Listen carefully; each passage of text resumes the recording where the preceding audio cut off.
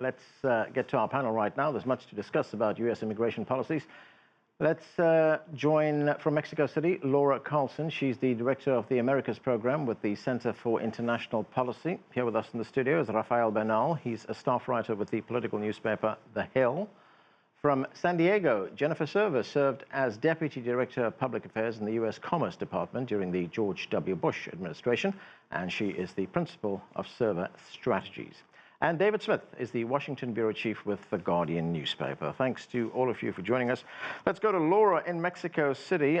Laura, the Mexican authorities have now responded to that incident that Alistair was just talking about, where tear gas was used. They say that, as the Mexican government says, it will deport those who were involved in trying to rush that border fence. Can the Mexican government do this and at the same time call for an investigation into what happened? Yes, of course it can, because we have to take into account that this was a very small group of the large group of migrants that are waiting in Tijuana, and they are investigating who was involved, and they have said that they will. They've already announced that they will deport a number of individuals. At the same time, the incident of lobbing tear gas canisters over an international border is a diplomatic incident, and they will pursue their concern over that very aggressive response on the part of the U.S. government. So tensions are high, the humanitarian situation is at a crisis, and the U.S.-Mexico relationship is at a crisis, just as we're preparing for a change in government here. And Laura, as we heard from our correspondent, the Mexican government has called for an investigation into that incident. Has there been any kind of response from the U.S. that the Mexicans have heard of? No, not so far. There hasn't been a response. In fact, there's been a series of more threats and justifications from the Trump administration. As you mentioned, Anand, Donald Trump came out 3 times justifying the use of tear gas canisters, saying that they were safe, which is not the case, especially when we're talking about the effect on children, some of them very young children, and the fact that the canisters themselves hit people and cause damage from the impact. So far they are seeking to underestimate, to eliminate the issue as a real diplomatic issue, and are not responding to the call for an investigation. Rafael, what is the legal status of the migrants on the border? We heard of an arrangement being made earlier this week where Mexico agreed to accommodate and host the migrants that have sought asylum. So by Mexican law, anybody who's allowed to enter the country legally has free transit throughout the country. This is important because there have been reports of federal detention before arriving at the border. Central Americans have generally not been very well treated in Mexico, historically. And so they're allowed to move throughout the country, and they're allowed to try to leave the country as long as their paperwork is in order. If their paperwork isn't in order, then they're processed through the National Immigration Authority and possibly deported back to their countries of origin. But staying there in Tijuana and trying to claim asylum in the United States, that is perfectly legal under Mexican law.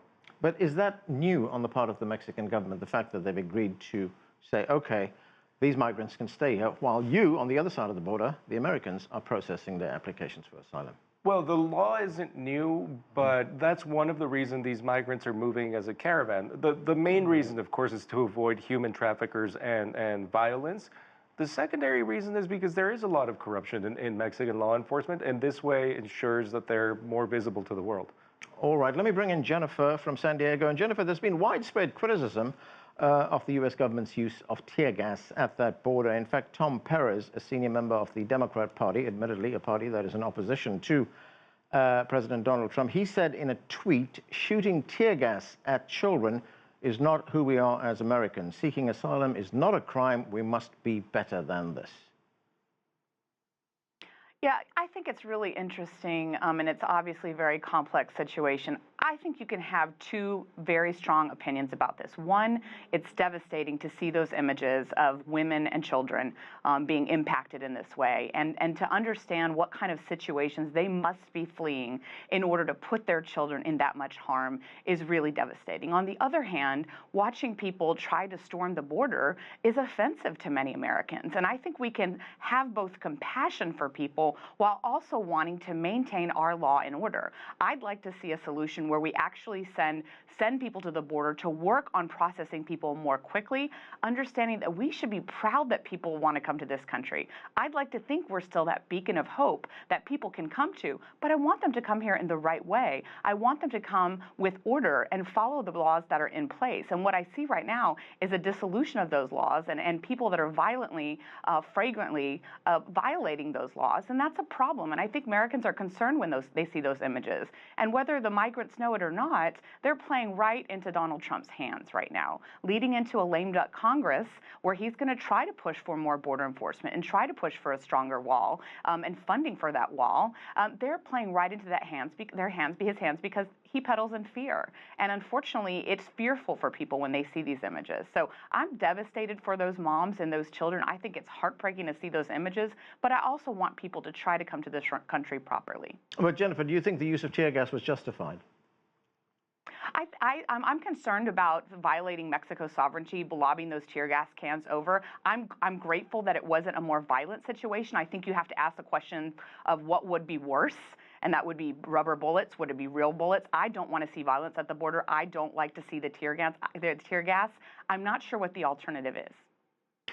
David Smith, how much of this is about domestic American politics? I mean, the president is using this escalation of the crisis on the border to call again for money for his wall. $5 billion he wants to build that border wall. It's one of his major campaign promises. Is it about politics here? Yes, I think we have to see it through the prism of domestic politics. If we go all the way back to June 2015, when Donald Trump launched his campaign to be president, the thing that everybody remembers about that was talking about Mexicans coming across the border, criminals, rapists, and so on. And it has really run through the center of his political existence ever since. And you go to a Trump rally and people are chanting, build that wall. So, and we've seen many tweets, many statements hostile to foreigners in one way or another, and a swipe at a Mexican judge, as he called him, for example. It reached a crescendo earlier this month with the midterm elections, where Trump made much of this caravan heading towards the border, described it as an invasion, really quite apocalyptic language that was backed up by conservative media. Now those elections are over, but again, it does indeed become convenient for funding that border wall, trying to get his way on immigration and really rallying that populist base. Right. Laura, what kind of sentiment is there inside Mexico for the plight that these migrants are facing? I mean, is there support for their plight? And how much of a challenge is what is happening right now on the border for the new president, the new incoming president, Andrés Manuel López Obrador? Well, first, on the part of the people, the response has been mixed since the migrant caravan, or exodus, as we call it, arrived at the Mexican border. There's been a lot of solidarity, and there's been a lot of signs on the part even of local governments of choosing another path, a path to welcome the migrants, to try to attend to the humanitarian needs. And civil society has come out in that response, in that respect as well. There have been also a rise in racist and xenophobic reactions, especially in social media, and then when the migrants got to Tijuana, because there's a conservative and xenophobic mayor there who issued a number of regrettable statements, and now the local population is concerned as well. This is a tremendous challenge to the new government, because the incoming government of Andrés Manuel López Obrador has been trying to take a don't rock the boat approach with the U.S. government, and now he's got a crisis on his hand. We can see the impact and the leverage that Donald Trump has over Mexico and why he's concerned about keeping the relationship stable by what happened yesterday. Just because Trump tweeted, "I could permanently close the border here," The stock market crashed, the peso fell, and Mexico was in a serious crisis. It may be short-lived, we hope it's short-lived, but the influence of the international markets, financial markets, on what happens to Mexico and on the future under the new government are a serious concern, and that hinges on the relationship with the United States. Realistically, Rafael, can President Trump close that border permanently? As we heard from our correspondent, it's the busiest international land frontier in the world. So technically, yes, he is permitted to do that for national security reasons, and he's argued national security for a whole sort of economic policies. Why not for this? In reality, you're talking about cutting off $1.6 billion in trade daily. You would have problems with all sorts of constituencies. And the biggest concern here is if you create a crisis, especially a financial crisis for an incoming Mexican president, you could see a major collapse or a major stumble, and creating a big recession in Mexico would then make Mexico rejoin the ranks of countries sending migrants to the United States. Could possibly, but it's very likely that that would happen. And let's remember that Mexico's population is about 4 times the size of the entire Northern Triangle. Talking about national security, there are now U.S. troops in 3 border states, California, Texas, and in Arizona as well. What role are they playing there? Because the Defense Secretary, Jim Mattis, has said that the troops, the military, have no law enforcement role. Well, they can't. They can't, by law, have an internal law enforcement role. When they've had similar operations before, say under Obama, they'd run the motor pool, just provide all sorts of staff help to allow more CBP, Customs and Border Protection officers, to actually man the border. In this case, the administration has talked a lot about them defending the law enforcement officers, but my understanding is all these soldiers and National Guardsmen, they're not necessarily even armed. They didn't take all their military equipment. They took their support role equipment. So laying concertina wire has been one very visible thing, but in general, they're not there on a combat mission. That's an idea that I don't think is it looks good on paper in some media outlets. Jenifer, let's listen to what President Trump had to say about the closure of the San Isidro crossing. Let's watch. And we just said, look, if they come over here, we're going to apprehend them and we're going to close the border. That's not really been done to the extent that I'm doing it, because I mean it. And I'll close it for a long time. And as far as trade is concerned, that's okay, because Mexico, frankly, has done very well with trade in the United States. So we would close it, and we'll keep it closed if we're going to have a problem. So, Jenifer, what impact would a prolonged closure of that border have, not just in Mexico, but in the United States as well? Well, I think it's a ridiculous proposition to close the border, and it shows a fundamental misunderstanding of how closely related our economy is with the Mexican economy. I'm from Texas. I grew up on the border, and what most people who don't live on the border don't understand is how closely aligned our economies are. People come back and forth across to shop, to go to school, to visit with family and friends, to work. And if we shut that border down, you already heard that we're impacting $1.6 billion in trade a day. It's not realistic, it's not tenable, and it would further impact our economy. We know that isolationism and protectionism don't work, and they damage Americans. And so threatening to shut the border not only destabilizes the Mexican economy, but it's damaging to the American economy. And I'm also concerned about the symbol that it sends to the rest of the world. I want America to be a place that people hold up and say, this is what we'd like our country to be like. And I'm afraid that that's not the image that most people have of America right now. So we need to enforce the laws at the border. We need to be realistic about what we can do. Sending troops to sit down and lay down concertina wire when we could be sending people to help process people and move people through the system would be a more proactive and responsible way to address this. I don't think that it's tenable to even talk about shutting the border, and we need to stop governing by tweet. We need to have thoughtful discussions, and we need bold leaders on both sides of the aisle to stand up and try to create comprehensive immigration reform. David, bold leaders on both sides of the aisle. Do you see anything being done by the U.S. Congress right now on immigration? There is a It's going to be really tough. Yeah, it's going to be really tough for them to get anything done. Right. And I think, you know, they're first prioritizing looking at the DACA students. I think that will be a priority of the incoming Congress. But we definitely need them to come up with solutions and stop sniping at each other. What is your view, David, seeing that the Democrats are going to at least hold one house in the next session? I'm not optimistic. Yeah. I mean, amid everything we've talked about, the politics around this, I've sometimes been to White House cabinet meetings with senators there and so on. A lot of promises made about this is the moment for immigration reform. This is a historic opportunity under this president, but so far, still, we actually haven't had much to show for it. And I suspect having divided government now with Democrats controlling the House is not a recipe for cooperation. There has been some speculation that you know, Trump is independent in some ways, might try to work with Democrats. I suspect a far more likely scenario is that the next 2 years will be even more full of conflict and sound and fury than what we've seen before. And immigration just seems to be a problem that has dogged America for decades, and no one can quite find a way to crack it.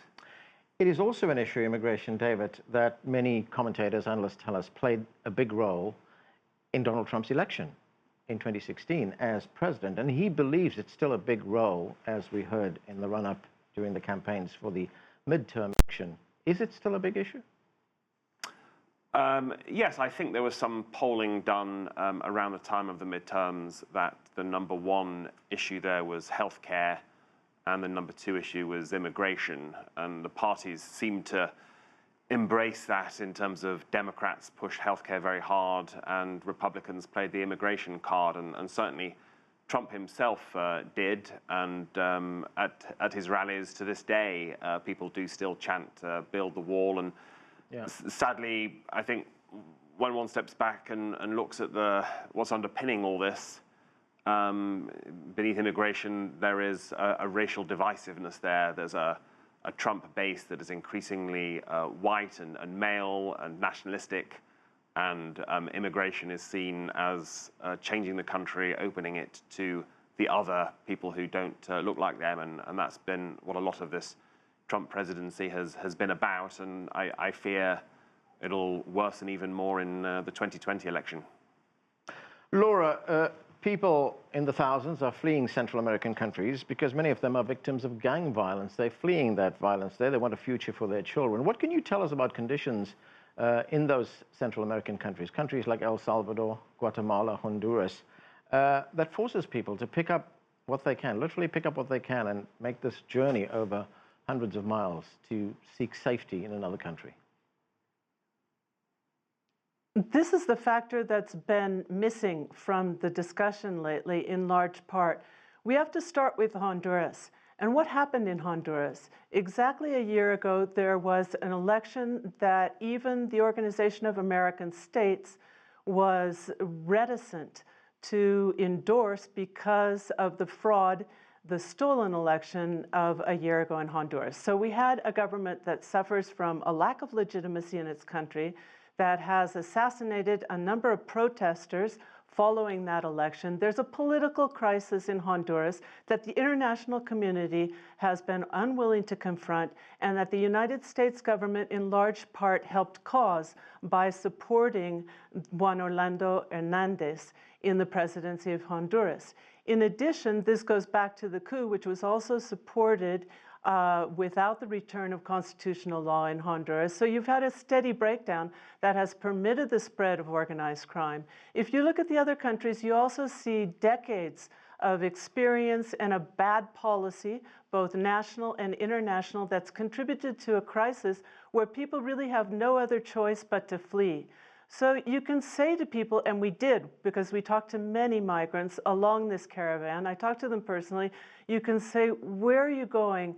In Mexico, it's dangerous. There's, in the United States, you'll get to the border. You get to the border, there's very little possibility. They're approving only less than 10% of asylum and applications. And the wait now can be between a year and 2 years, although it's supposed to be much shorter. And they will just say, we have nowhere else to go. were following an American dream, even though they know that that dream is not so realistic anymore. Many of them because they have family members in the United States, but most of them because they have nowhere else to go. They can't go home, it's too dangerous. Mexico is also dangerous and offers very little opportunity, and so they keep their eyes on the prize, which continues to be the United States. What do you make of that, Jenifer, that the United States is in large part responsible for the problems that these people are running away from in those Central American countries? Well, I think that is an important point, that we need to look at what can we do to stabilize economies and in countries that people are fleeing from.